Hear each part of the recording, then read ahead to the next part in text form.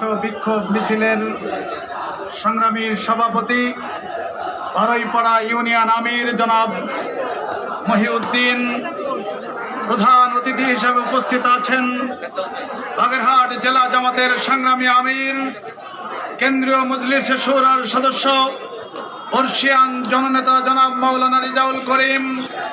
উপস্থিত আছেন বাগেরহাটের যুবকদের আইকন, সবচেয়ে বেশি জনপ্রিয় নেতা, জাতীয় সংসদের মাননীয় সংসদ সদস্য জনাব মঞ্জুরুল হক রাহাত সহ নেতৃবৃন্দ, প্রিয় এলাকাবাসী, আসসালামু আলাইকুম ওয়া রাহমাতুল্লাহি ওয়া বারাকাতুহু। সংগ্রামী বন্ধুগণ, বক্তৃতা দিতে আমরা আসিনি, আমরা একটা মেসেজ দিতে এসেছি। বারৈপাড়ার মানুষদেরকে, যারা আজকে পানি খোলা করছে, তাদেরকে একটা মেসেজ দিতে এসেছি। সেই মেসেজ সেটা হচ্ছে জামাত ইসলামী ছাত্র শিবিরের একটি নিয়ম আছে। অনেক বক্তব্য এখানে হয়েছে। আমরা প্রথমে মাইর খাই, আমরা পিছাতে থাকি, যখন আমাদের পিছনে দেয়াল থেকে যায় তখন বাঁচার প্রশ্নে, অস্তিত্বের প্রশ্নে আমরা একটু রুখে দাঁড়াই, তাই কপাল পড়ে। সংগ্রামী বন্ধুগণ, আমরা কখনো কাউকে আগে আক্রমণ করি না, কখনো করি না। কেউ যদি আমাদের পরে আক্রমণ করতে আসে, ওই রেসিস্টদের মানলি আমরা তাদেরকে একটু প্রতিরোধ করি।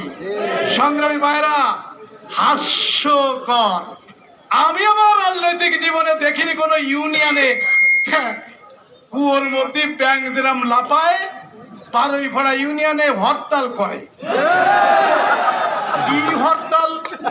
ভ্যান আলাদের ডেকে, ভ্যান আলা এখানে কি জাতীয় এখানে কি কোনো হাইওয়ে, এটা বাস লাইন, এইখানে হরতাল করতে হবে। আর বারৈপাড়ার মানুষ তা দেখে, কি ধরনের হাস্যকর কর্মসূচি রে বিনা।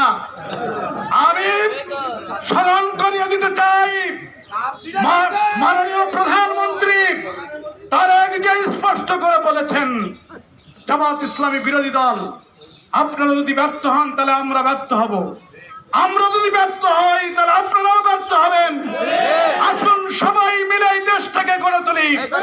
আজকে বহিঃশত্রুর সাথে ঐক্যবদ্ধভাবে মোকাবেলা করি। এইসব বন্ধুরা যাদের গুহার মধ্যে খুঁজে পাওয়া যাবে না, তারা এইখানে বসে জামাত শিবিরের বিরুদ্ধে আজকে মহিলাদের গায়ে হাত দাও, পুরুষ একজন মহিলা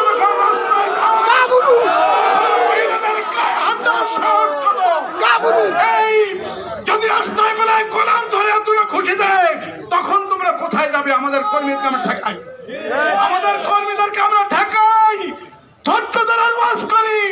কর্মীদের ধৈর্যের বাঁধ ভেঙে গেলে রাস্তায় চলতে পারবে না। তুমি হুঁশিয়ারি উচ্চারণ করতে চাই, তোমাদেরকে আমরা চিনি, ভালো করে চিনি। আমাদের পুলিশ লাগে না, সরকারি ক্ষমতা লাগে না, আমাদের পাওয়ার লাগে না। তাদেরকে দাঁড়িয়ে দেখছো 3 বছর 4 বছর, বছরের পর বছর কারাগারে ছিল, আত্মসমর্পণ করেনি। এক মঞ্জুরুল হক রাহাত প্রায় 3.5 বছর একাধারে, 6.5 বছর ভিন্ন মেয়াদী একাধারে জেল খেটেছে। তোমরা যখন 10 দিন জেল খাটবা তখন তো কান্দাকাটি শুরু করে দেবা, মাত্র 10 দিন, তাই না? আর আমরা জানি আল্লাহ তাআলা বলেছেন, ইনি ইয়াকুম ইশরুনা সাবিরিনা ইয়াকলিবুনা মিয়াতাইন। আমরা শিখাই কর্মীদেরকে যে ধৈর্যশীল 10 জন আর প্রতিপক্ষ কয়জন? 100 জন। বেটা কেন তো জানো? জামাত ইসলামী হাতে জীবনটা নিয়ে ঘুরে বেড়ায়। যখন চায় তখন দিয়ে দেয়। তোমরা মরতে চাও না, বেঁচে থাকতে চাও চাঁদাবাজি করার জন্য, দখলদারি করার জন্য, দুনিয়ায় বাড়ি গাড়ি টাকা পয়সা কামাই করার জন্য বেঁচে থাকতে চাও। আমাদের খাবার দিলে পা দেখার সুযোগ থাকে না। মুস্তানি বারৈপাড়ায় করছো করো, আমরা হুঁশিয়ারি উচ্চারণ করে দিতে চাই, আর কোন মহিলার গায়ে যদি হাত দেওয়া হয়, আর কোন কর্মীর গায়ে হাত দেওয়া হয়, অবশ্যই তোমরা নিরিবিলি শান্তিতে কোথাও চলাফেরা করতে পারবে। সংগ্রামী বন্ধুগণ, আজকে বলতে চাও? চেয়ারম্যান হতে চাও? চেয়ারম্যান হতে চাও? এই জন্য নিজেরা খুন করে অন্যের ঘরে উদর পিন্ডি বুদর ঘরে চাপাতে চাও। ভাগের হাটে কমিটি করে নিয়ে তোমরা কত লক্ষ হত্যা করেছো, নিজেরাই নিজেদের বুকের গুলি চালিয়েছো, নিজেরাই নিজেদের বুকে রাম দিয়ে কুপিয়ে তোমরা হত্যা করেছো। সারা বাংলাদেশে কমিটি করতে যে 200-র উপরে তোমরা বেড়েছো। জামাত ইসলামী খুনের রাজনীতি করে না, জামাত ইসলামী খুনের রাজনীতি করে না।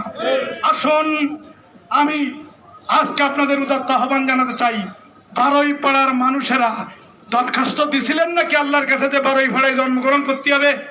আল্লাহরে কইছিলেন? কে জন্মগ্রহণ করিয়েছে? যারা নিষিদ্ধ করতে চায় প্রকাশ স্বর্গে বসবাস করে। জামাত ইসলামী রবারের মতো টানলি বাড়ে। জামাত ইসলামীকে নিষিদ্ধ করা যায় না। জামাত ইসলামীকে নিষিদ্ধ কথা যারা বলবে তারা কি করে নিষিদ্ধ হয়ে যাবে? আজকে ওই দিন প্রোগ্রাম ডাকছিলাম, বলেছে সবাই আমরা করিনি, দুর্বলতা ভাবছো। আজকে কোথায় চলে গেলে সেসব নিয়ে? সে লাঠি জঙ্গে কোথায় গেল? প্রিয় ভাইরা, ধৈর্যের সাথে মোকাবেলা করবেন, ধৈর্যের সাথে মোকাবেলা করবেন। প্রশাসনকে আমরা বলে দিয়েছি আমরা শান্তিপ্রিয়, এলাকার পরিবেশ নষ্ট করতে চাই না। আসুন সবাই যারা আজকে প্রোগ্রামে এখানে উপস্থিত হয়েছেন, সাহসিকতার সাথে আজকে যারা প্রোগ্রামে হাজির হয়েছেন, সবাইকে ধন্যবাদ জানিয়ে আল্লাহর কৃতজ্ঞতা শুকরিয়া আদায় করে আমি আমার বক্তব্য শেষ করছি। খুদা হাফেজ।